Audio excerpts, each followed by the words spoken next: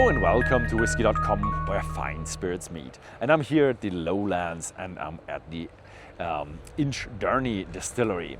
And the InchDairnie Distillery has actually been founded in 2011, but that's more or less a paper tiger. So in 2013 they actually bought the land, and in 2014 in July they actually started building the distillery. 1.5 years later, in December 2015, they actually started with the production, which is incredible. 1.5 years for starting the production after the building is actually very, very fast. And yeah, so that's when they started the production. 1 year later, they actually started the production for their own single malt. So they started off with a bit of contracting to do some blends, but which they can also do here. But then they came with their own single malt. And then we had a lot of time going into the land because they didn't want to come out with a no-age statement. And that's what they have, this little art piece here. It's the time that is represented. You have the hourglass. At the top you have the teardrops of the spirit that is white, and then it comes down and comes into a brownish color, that the time that is invested into the whiskey. And yes, time is an ingredient of whiskey, and the time it takes for aging the whiskey. So time is gone, and in 2023 they came out with their RyeLaw, and that was a bit of a surprise because we knew they came out with a single malt, but it wasn't like really a single malt because it was a malt of rye and not of barley.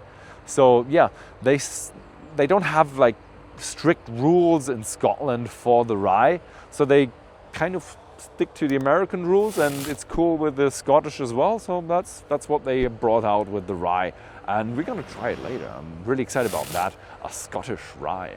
Never tried that.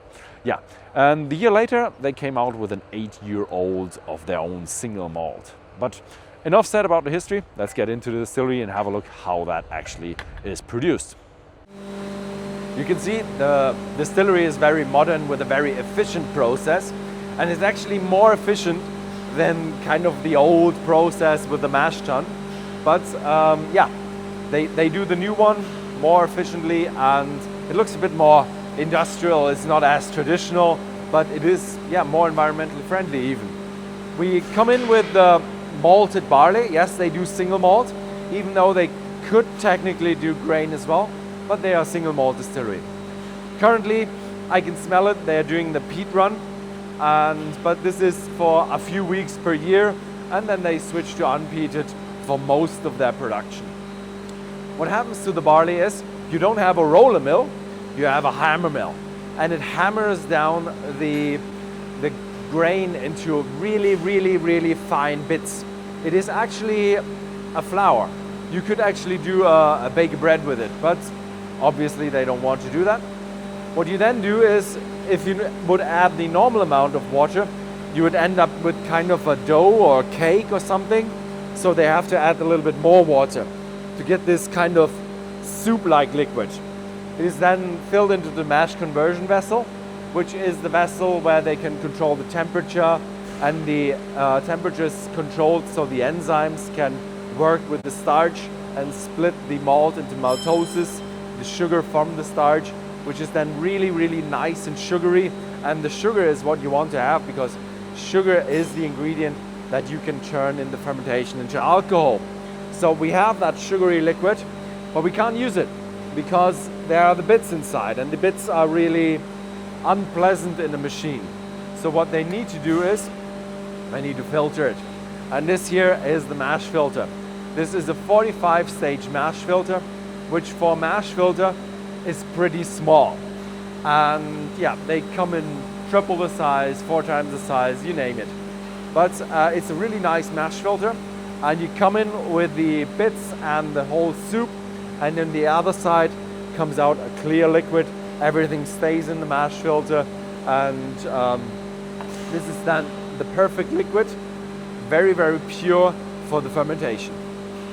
The distillery is a bit unique with their fermentation. They have not many distilleries have that kind of setting towards fermentation. They have 7 fermenting vessels, wash bags outside with 80,000 liters in volume, and they are stainless steel and they don't have a water jacket. Stainless steel is a really good heat conductor in comparison to the wood that normally or traditionally is used for the wash bags. So what they do have is they have temperature variations due to the different seasons that are here present in the lowlands. And that means we do have higher temperatures in summer, lower temperatures in winter, and that means different fermentation speeds and different kind of flavors that are being created during this fermentation. And this is not a bug, it's a feature. So they actually want to produce different flavors. They use different yeasts, and they have 4 different kind of washes that are being produced. And let's see how these washes are being used inside the distillery. Behind me is the Lomond still. What is a Lomond still? Lomond still are not as commonly used. They are an intermediate still. They look like a pot still, and they are a pot still. You have a normal pot, and then you have that Lomond part on there. And it looks like it's a wide still, looks like everything gets distilled through, low vapor alcohol separation, but it's not true, because inside there are 6 plates, and on these plates are kind of separators. They are very similar to column stills. So we have kind of, as I said, mixture, a hybrid still, pot still and column still on top. So very good copper contact and alcohol separation, and this gives them the opportunity to make their RyeLaw or their different kind of spirits or from different kind of grains. What they did with the rye is they did it in here and they are fine with it, but they did a lot of tunings, or they have a little small still where they can also do a little experimenting. Behind me you see the wash still with 18,000 liters and the spirit still with 11,000 liters. We have the same stills on the other side, so in total they are 4 with 4 million production capacity. What we have then here as a challenge is we're coming in with 4 different kind of washes, and so they have to adjust the speed and the cutting points according to them. And they actually can aim for different kind of flavors over the different seasons. And the seasons are as following. We have spring with grassy, then we have summer that is fruity, and then we have the autumn, which is more malty, and in the end we have the heavy winter. And what is also very nice, as I told you, very much invested in technology. They have 2 condensers to get the temperatures right, to collect more hot water and then condense it down really cold, and then use the hot water in different kind of processes. Also what they have different is they don't have any coils or any direct fire or any heat exchanger in these stills. The heating of the stills is actually done externally through a heat exchanger outside, where all the wash inside the wash still or the intermediate in the spirit still is pumped through continuously and heated up for the still. And that is actually more efficient than heating it inside the still, and also a lot less hassle with working. They told me there is a downside with these stills. They're not as spontaneous as you want them to be. They have to run 7 days a week, and when they shut down, it's really hard to turn them back on. So yeah, everything comes with a downside, and here we do have a very efficient process that is a bit more strict. And let's see how that is going into the warehouses. Oh, it's always my favorite part of the distillery. You could smell the whiskey in here very heavily. This is one of their big racked warehouses. They have 16 of them.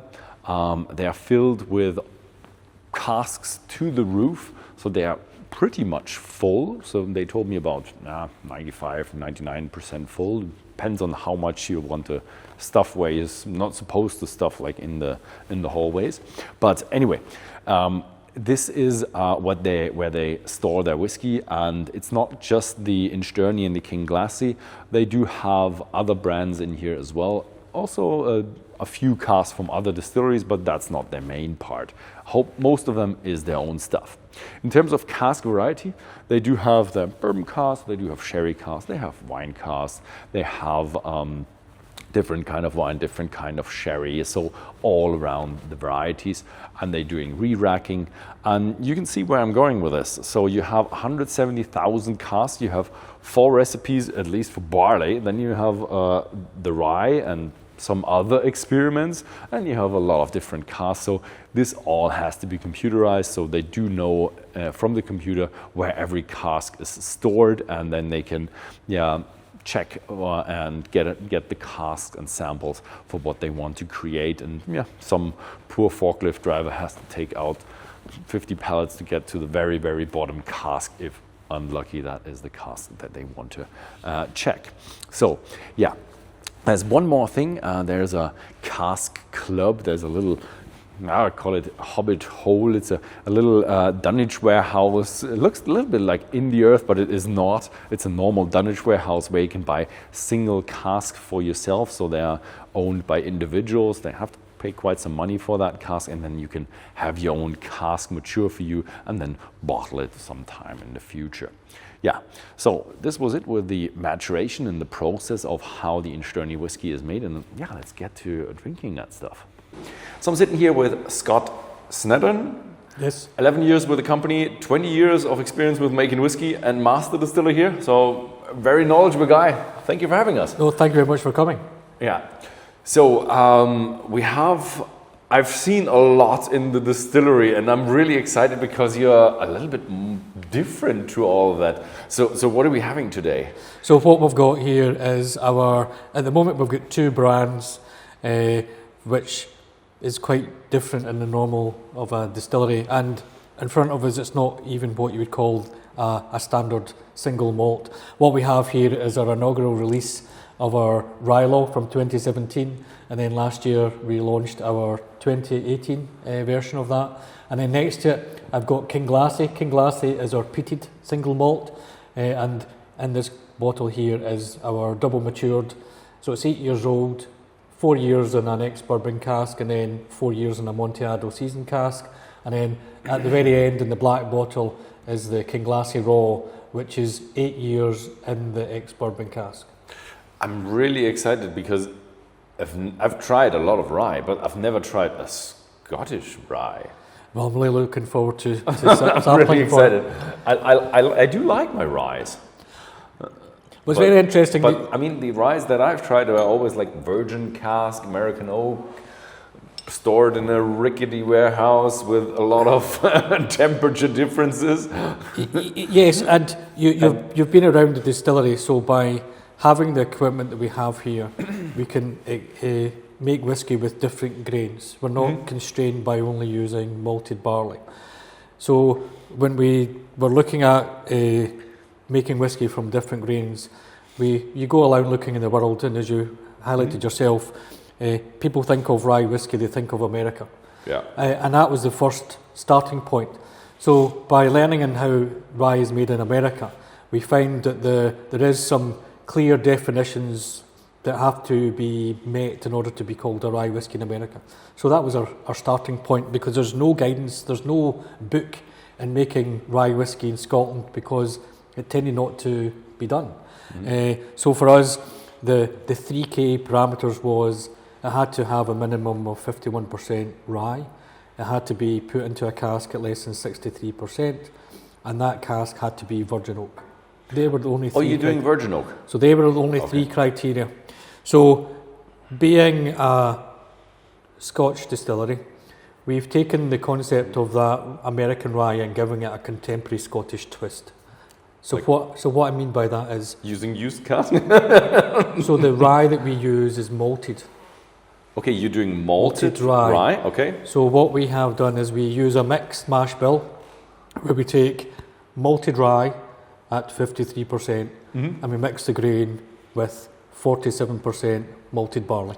Okay, gives you a lot of enzymes. And and so they get mixed in our batch bin that you saw today. Is it difficult to process because of, the rye is... I know that rye is difficult to process. So rye is difficult in 2 fronts. When we were talking to people that we were going to be making rye whiskey, the first thing they said is, Don't. it'll stick. It sticks to the mash tun. And we were like, that's okay, because we don't have a mash tun, we've got a mash filter. The mash filter, mashing is a two-stage process. You've got the conversion of your starch to sugars, and then you've got the filtration of your solids from your liquids. We do that in 2 stages, as you saw today. We've got the mash conversion vessel, and then we've got the filter. In the mash conversion vessel, we can control the temperature within the vessel. So the rye grain has a high level of beta-glucans, but it also has the enzyme beta-glucanase within the corn itself. But what happens is that gets denatured above about 55 degrees. So there is other distilleries in Scotland that have been experimenting with rye, but had found that when they put it into the mash tun, it turned into wallpaper paste. It was very thick, and God. the liquid would not, the solids would not let the liquid come out. The wort was being held by the solids. So when we did it, we mashed in at a lower temperature, and what we did is we can slowly heat up the mash, and that allows the beta-glucanase to be activated to get some of the breakdown of the beta-glucans. Then we get the salification and breakdown of the starch at the above 63.5 degrees.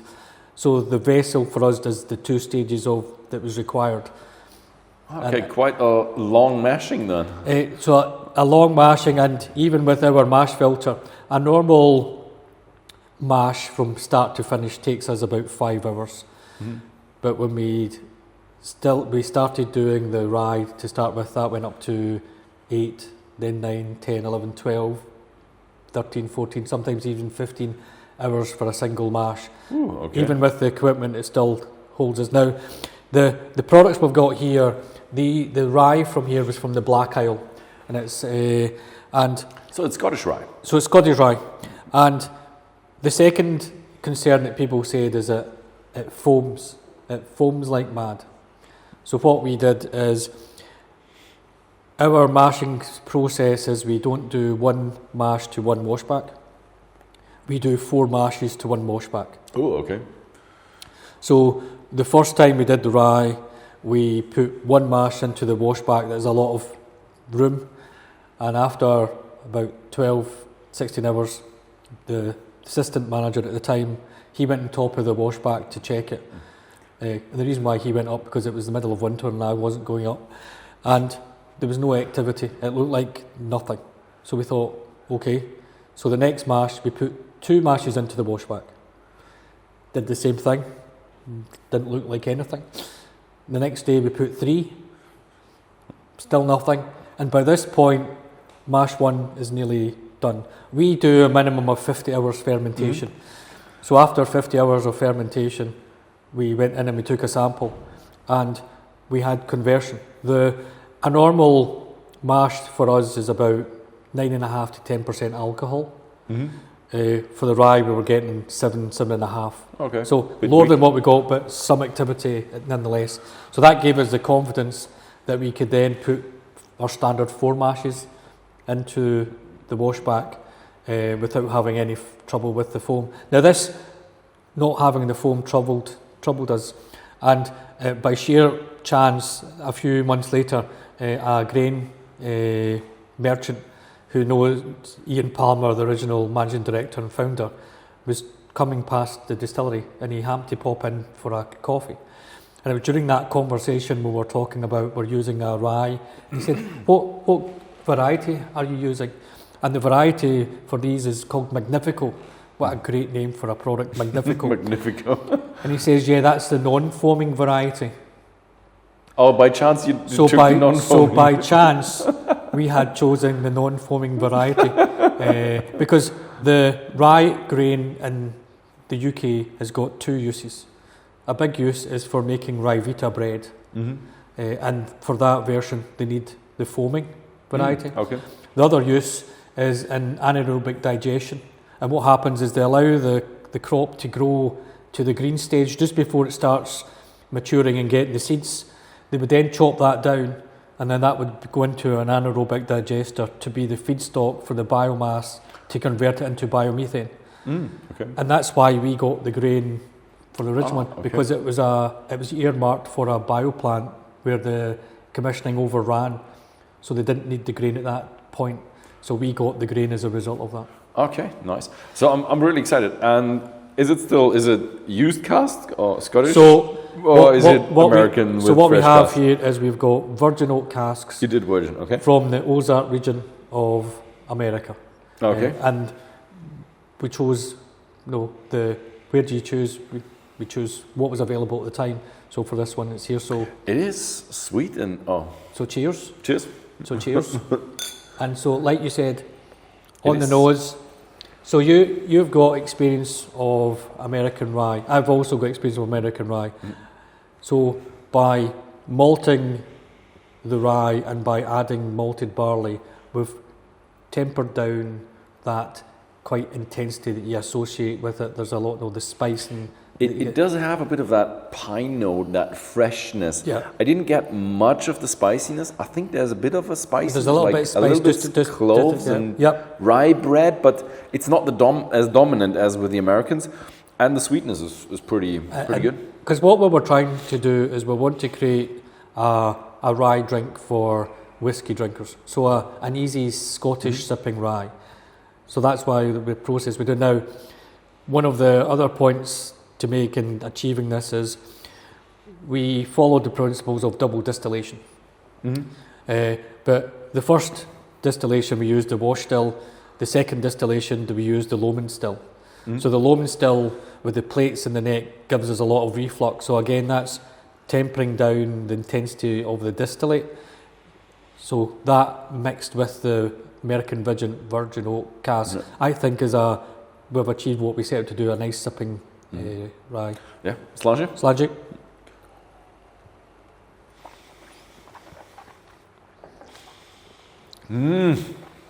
So you get that lovely sweetness, you're getting vanilla, you're getting caramel, and then you're getting the lovely spiciness just on the side of your tongue. A lot more spiciness than the nose. Yes. It's a little bit of a glowing sensation as well.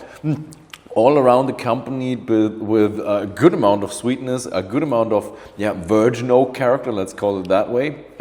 Vanilla, caramel, all the nice oak stuff. And there is a presence of the wood. There's a very subtle dryness from the wood, just to show that that's the American virgin oak. But so this when we released it was 5 years old, and at the time the concern was we don't have any standard or any this is the oldest that we had, and the concern was that the very early on the spirit is doing all the extractives in the cask, so you're getting all the colour, all that vanilla and caramel, and it's getting drawn into the spirit. You're getting some of the oxidation as well that irons out the edges of the distillate, but the concern was that if we leave it longer, are we going to get too much of the wood influence impacting on it? So that's why we released it as a 5-year-old. But given the starting point of the distillate and the use of the virgin oak cask, I think we came out with a really. It was really nice. From a little bit of a question from me. I mean, you are a bit further away from what we know as Scotch. Is that still? Is it? I mean, you have used all of the malt. You have used the pot stills. Is it still a single malt? Or? No, it's not a single malt. It's called a single grain. It's a single grain. Yeah. So it's a. Even though it's 100% malt. It's not 100% malted barley. Oh, it's not 100% malted barley. So that's the difference. So to be 100% malt, it has to be 100% malted barley. Oh, okay. So because it has 53% malted rye, even though it's malted rye, that then is a grain whiskey. And because it's a everything that's not malted barley is grain. Yeah, basically.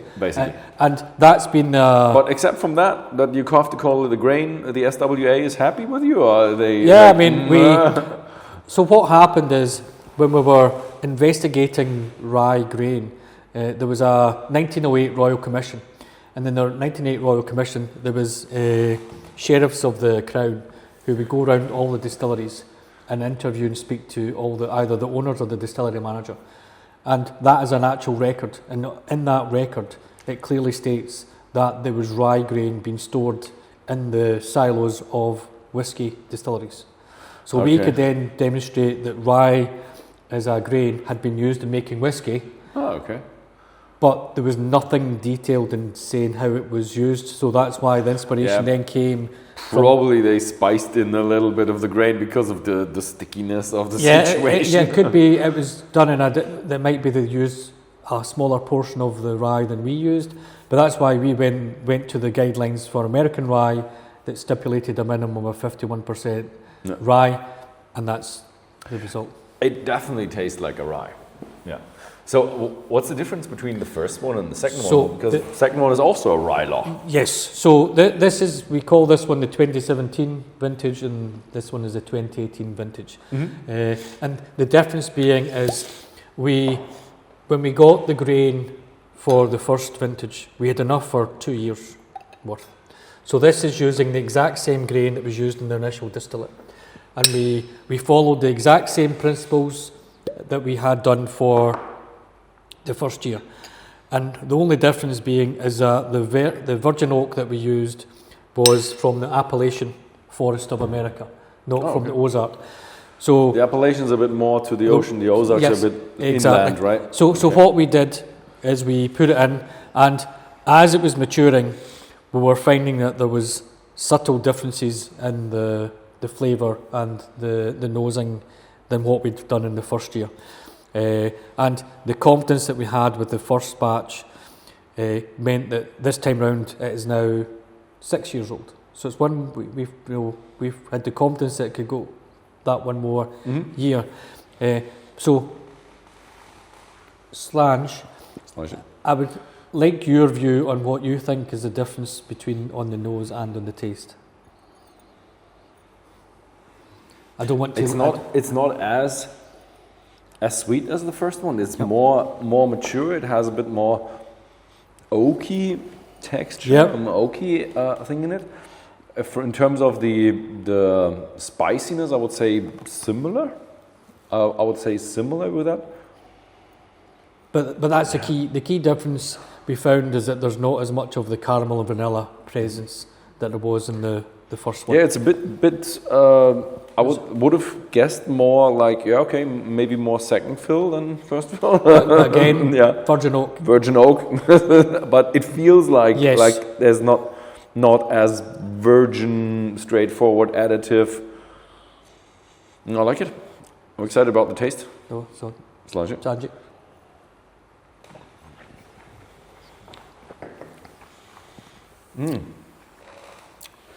I think it's a bit. Oh, okay. It starts off milder, and then kicks you with the spices again. A lot of spices. So the spice comes in. So what my view is that bit more black pepper though.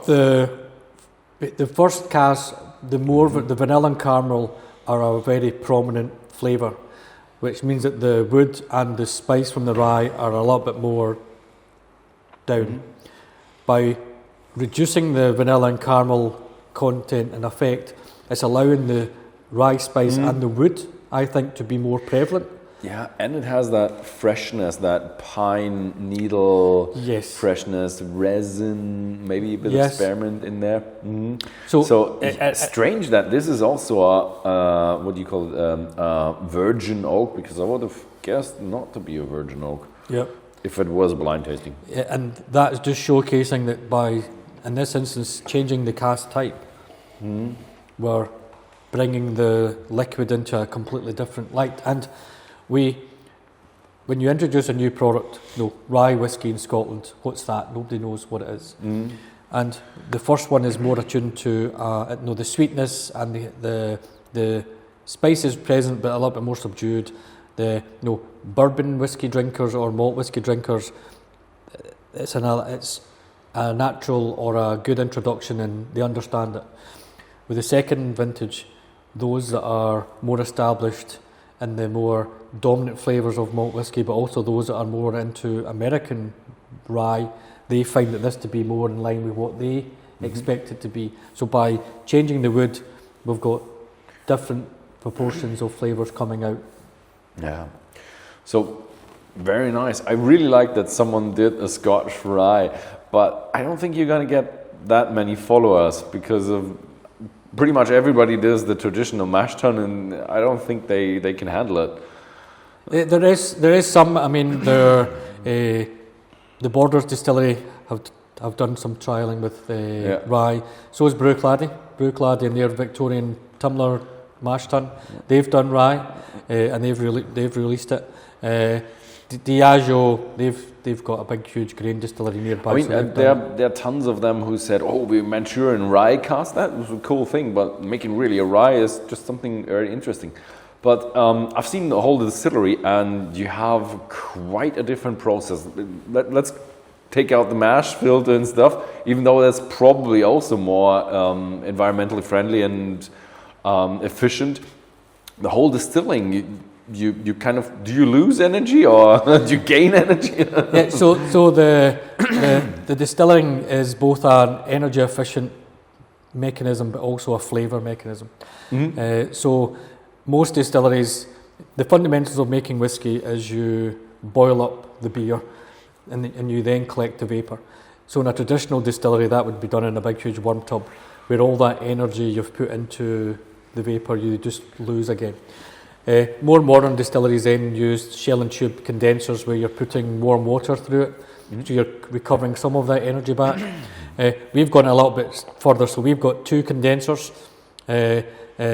and the process, we define it as being TVR, which stands for thermal vapour recompression, which in simple layman's terms, the first condenser, we use hot condensate as the liquid going through the tubes rather than being warm water. And we then collect that hot condensate, we put it under a vacuum, and that turns it into steam, and that steam goes back into the process. So by doing that process, that allows us to reclaim the energy back directly into the process. The second condenser, we use warm water and we get hot water, and we use that hot water in the mashing process. So collectively, we're using about 30% less energy than a similar sized traditional distillery. But equally, that's the energy side. From a flavour side, we've got 2 copper condensers, so we have a lot of copper contact.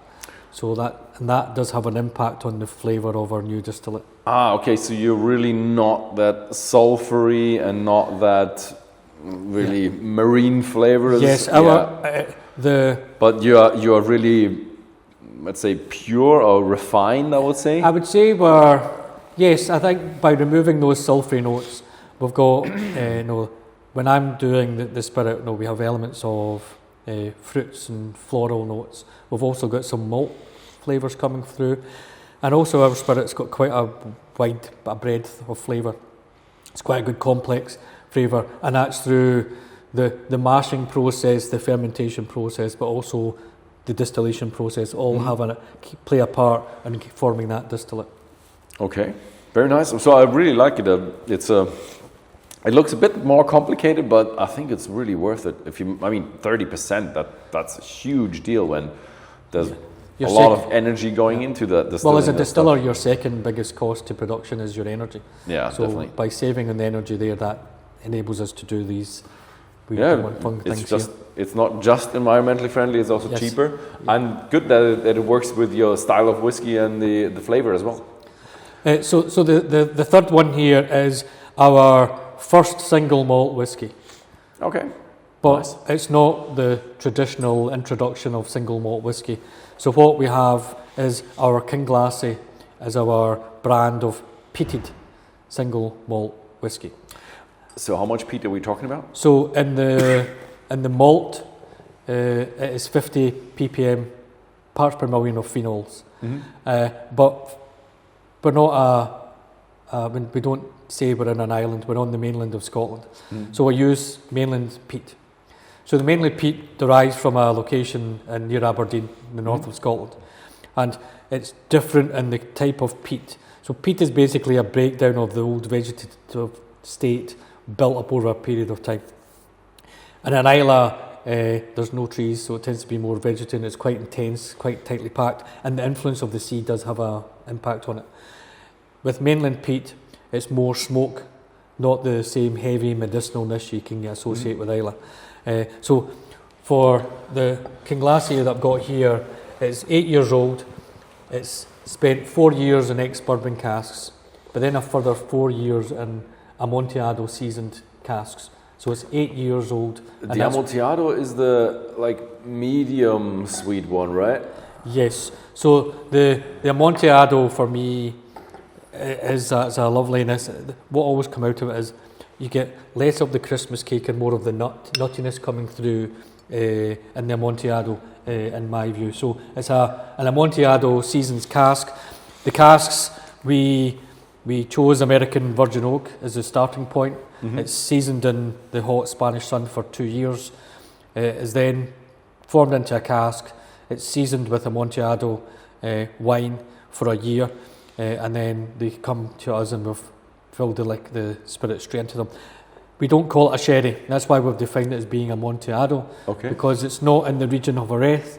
We've gone out of Jerez into the region of Montilla, and we felt that the quality of the product there was a little bit more attuned for what we were looking for. Quite a tough range, rye and smoky, 50 ppm. Yes,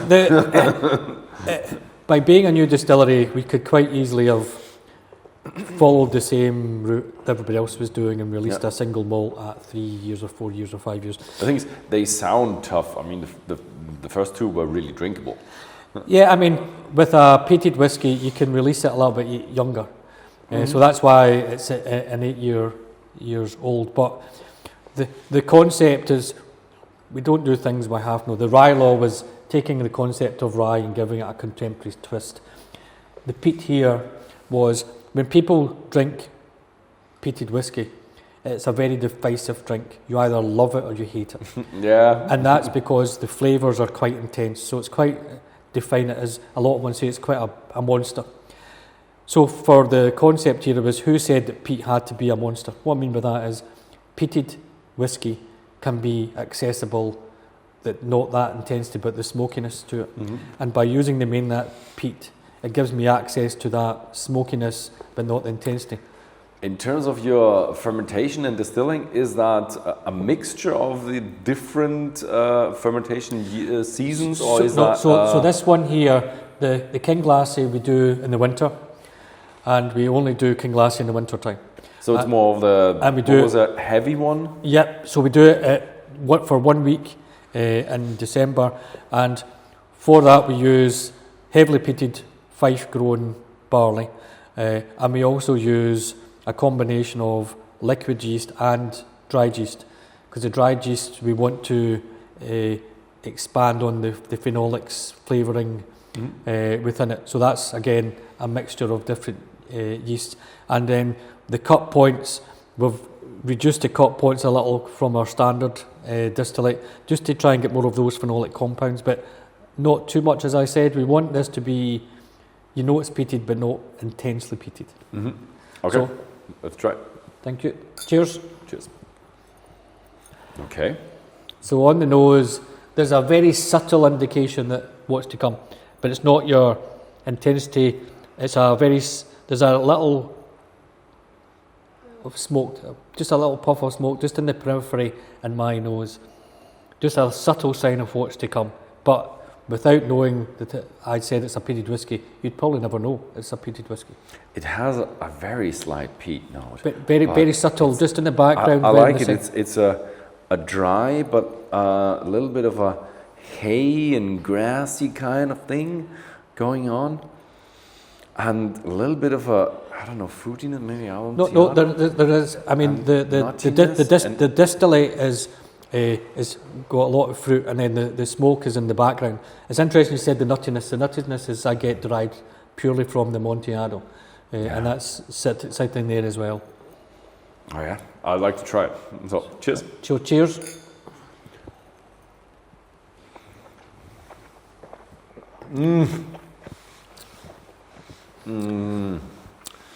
Now you know that it's a peat. But it's a peat. It's a peated. But it's not a in-your-face peat. I find that the peat intensity just comes in and then comes in, but then on the mouthfeel is lovely chewiness. There's tobacco, and then there's when you taste, it's like the texture of velvet. Yeah, just there in the tobacco. I would even say not cigarette or cigar, but pipe tobacco, Yes, I would that's- say. that's a little a good- bit of a leathery note, Yes. extremely smoky tobacco, but a dry smoke, like a dried out chimney, a little bit ashy, with notes of the fruitiness. It's not really that sweet, but it has notes of fruitiness all around. And then I find it's got quite a long finish. I think it's you're tasting it and enjoying it even after I took a But smoke. it's quite unusual taste. I don't have many whiskies with that kind of profile. I can't remember one off the top of my head. So I would say this is really an expert's whiskey. It's really complex. It's really unusual. It's interesting that it's just the 8-year-old. I'm really excited about what you have in, like, I don't know, let's say 6 years or something. Yeah, no, it's really for us. I mean, with only this is our oldest peated, so we're still learning and understanding what it can do over time. I mean, you do have. I mean, it's not a non-age statement. It's an 8-year-old, and you realize it's well out of its youth. It's well out of its It's youth. well into its use, but it's my task is always how far can I push it, and to see if as it ages, am I going to get more of the other flavors coming in? Is the dryness going to become too much as the wood and the? What I like is that it's really it tastes from the strength of the peat. Tastes like a 40, 45, 50 ppm one.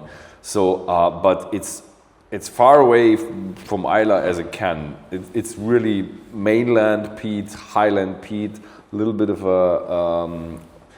a sweet note to the peat and the tobacco and the hay and the grasses, herbs kind of herbaceous, thing. So really nice highland peated. I like it, and fully with no sulfur in it as well. Yep. And then, so for this one here, as I said, it spent 4 years in ex-bourbon cask and 4 years in Amontillado. And that was the direction of travel that we were going for from the beginning. So what's in the future? What can we expect? How do you want to because these two are core range, right? Yes. And these two are annual releases. They're annual releases. What we're trying to do is see where we fit with the rye. You know, what can I do? Have I reached the magic sweet spot? What we've done is subsequent years we've used different wood from different regions of America. Again, trying to understand what one's given me the best influence and best interaction. So I've got a few more years of trying to bring together what we've laid down to we define what I'm comfortable and happy with as being InchDairnie rye whiskey. Because at the moment we're still learning where we're going. But is there going to be a InchDairnie core range coming at some point of time? Yes. So I've been here 11 years, as we said. You still need some time. We've been distilling the InchDairnie single malt liquid since 2016. So as we speak, I have some 10-year-old spirit.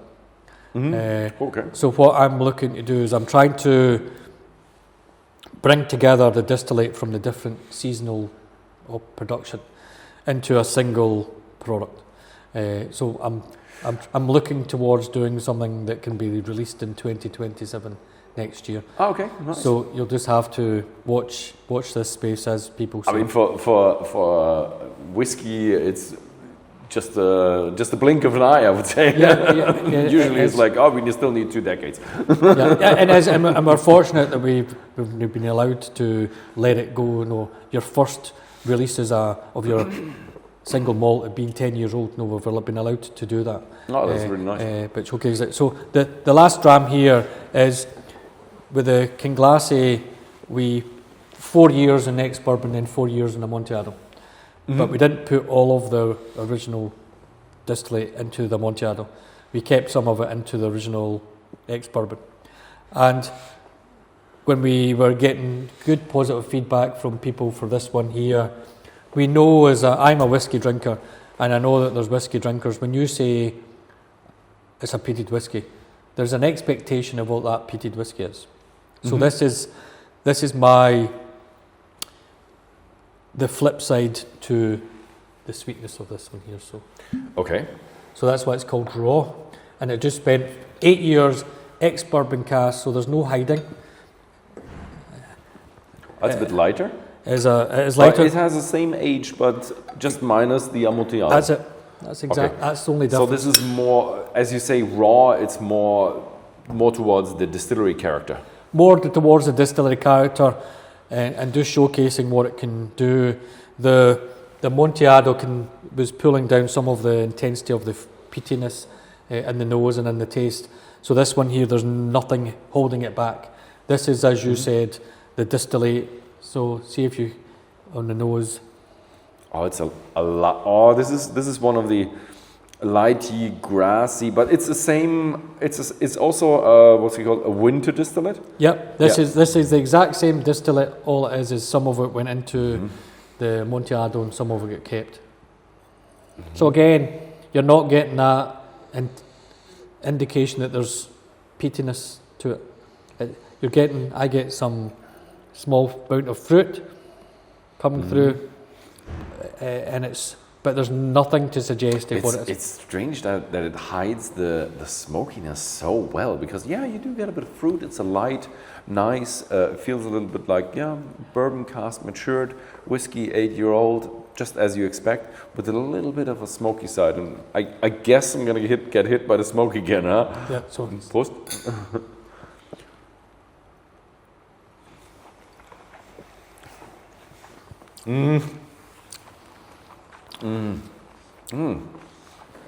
What huge difference! What huge difference it makes with the nuances on the side. This is much more fresh, much more on the smoke, and you feel a good amount of pepperiness. yes, So this one, I would say, yes, it does have the spiciness that we had with the winter distillate. I like it. So but this it's is totally different to 4 years Amontillado. Yep, and that just shows you what the 4 years in Amontillado does. So for me, this is, if somebody who says that they're a peated whiskey drinker, this is more in line with what they're expecting. Maybe because there's other distilleries who do the Highland peat, but it's probably more showcasing that expectation, but with a subtle twist in that the peatiness is not heaviness. There's a lightness to it. It's more smoke than it is the phenolics that you usually associate with it. There is an element of dryness, but not as dry as you sometimes get for Islay peated whiskey. So it was just good to show that, again, the differences in wood having an impact on each of the products. Yeah, the thing is, I think I've said it about 20 times now, is about 60 to 70% is maturation of the flavor. Depends on what you do. If you have a rye, then probably less. If you have something, a weak distillate, then probably more. I'm still of the opinion it's 50-50. 50-50. Yeah, if you do a rye, then it's probably 50-50. Yeah. So one thing that I actually forgot the whole video, was there a king named Lassie, or is it Kinglassie? So it's Kinglassie. Kinglassie. So Kinglassie is a small village which is just 2 miles off the. We name our brands in the surrounding location. So RyeLaw is a farm that's about a mile that way. Oh, I thought it was a play on it's a rye and it's against the law to call it the malt or something like that. You could say that, but it was a means of getting rye in the name. So by naming it after RyeLaw Farm, RyeLaw Farm, so, cool. So you know what it is. It's a rye whiskey from rye called RyeLaw. Nice. So I think we're through. So thank you very much for having us here at the distillery. Thank you very much for coming. It was coming. lovely meeting you and the whole staff around the distillery. No, thank you very much. And as I said, next year we'll start to see the InchDairnie single malt coming out. So you need to come back again and we can talk all about it. Yeah, and I think, so for everybody who is watching this and got a little bit interested, I think we have 3 of them online at Whisky.de and Whisky.com, and I think you're opening to visitors at some point. Yeah, we're planning that in the summer we'll open up to visitors. So if you're planning to go to the Lowlands or to Edinburgh or somewhere, Glasgow, then have a look if they're open and book your tour. And yeah, thank you very much for watching and see you next time.